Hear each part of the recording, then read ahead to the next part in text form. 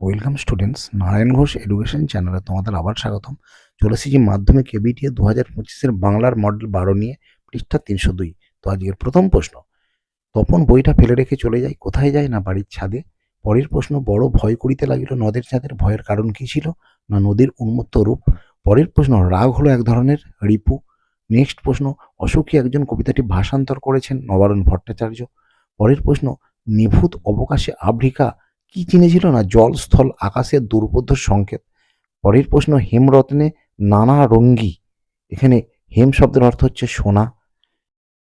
Next প্রশ্ন, শ্রীপান্থ যে ছদ্মনামে লিখেছেন তা হলো নিখিল সরকার। পরের ভাষা, পরিভাষার একটি অন্যতম উদ্দেশ্য কি? না অর্থ সুনির্দিষ্ট করা। নেক্সট প্রশ্ন, পণ্ডিত মশাইয়ের কলম খ্যাত ছিল কি জন্য? সঠিক উত্তর, কানে গুঁজে রাখার জন্য। পরের প্রশ্ন, উপমান ও উপমেয়ের মধ্যে অভেদ কল্পনা করা হয় কোন সমাসে? না ও রূপক কর্মধারয় সমাসে। পরের প্রশ্ন, মন্দিরে বাজছিল পূজার ঘণ্টা, এখানে কোন কারক? না এটি হবে অধিকরণ কারক। পরের প্রশ্ন, সম্বন্ধ পদের বিভক্তি কোনটি? না র এবং এর। পরের প্রশ্ন, ফেলাইল কনক বলয় দূরে, কনক বলয় কি সমাস? না মধ্যপদলোপী কর্মধারয় সমাস, কারণ কনক খচিত বলয়। নেক্সট প্রশ্ন, কর্মবাচ্যের কর্তাকে বলা হয় অনুক্ত কর্তা। পরের প্রশ্ন, বাঁশি বাজে বৃন্দাবনে, বাঁশি বাজে এটা হচ্ছে কর্ম কর্তৃবাচ্যের উদাহরণ।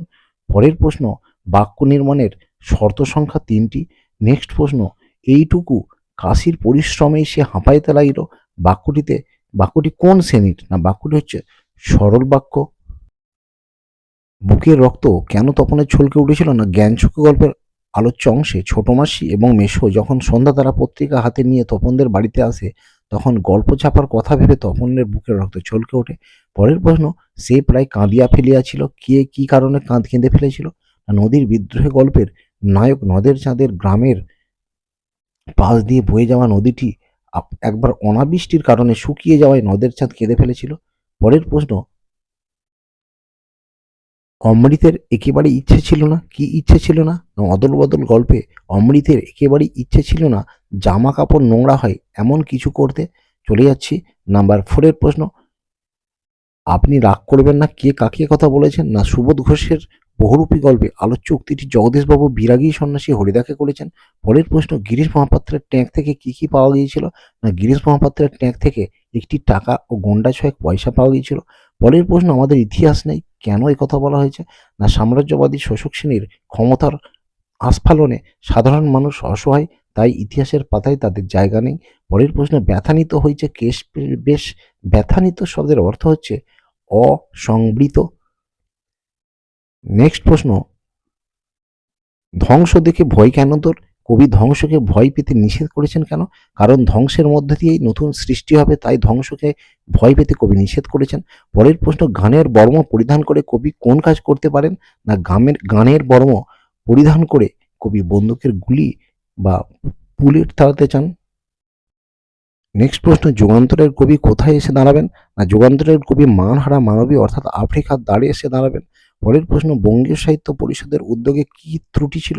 না বঙ্গীয় সাহিত্য পরিষদের সঙ্গে যুক্ত বিদ্বান ব্যক্তিবর্গ পরিভাষা রচনায় উদ্যোগী হলেও তারা একসঙ্গে কাজ না করে পৃথকভাবে কাজ করেছিলেন।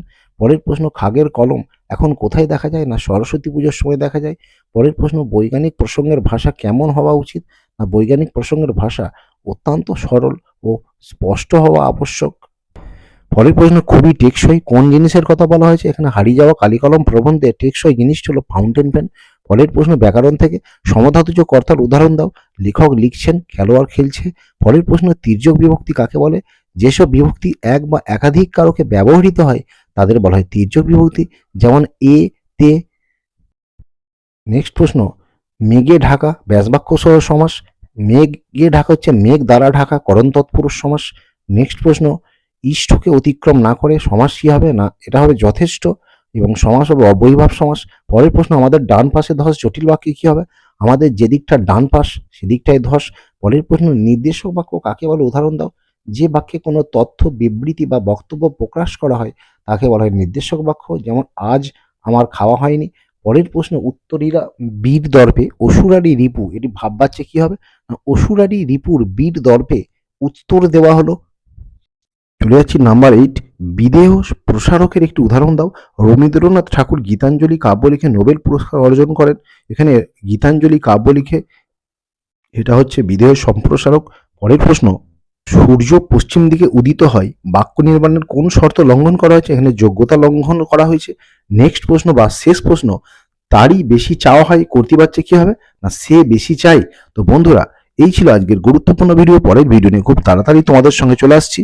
তো ততক্ষণ তোমরা সবাই ভালো থেকো, সুস্থ থেকো, আর যারা নতুন তারা অবশ্যই চ্যানেলটি সাবস্ক্রাইব করো। বাই।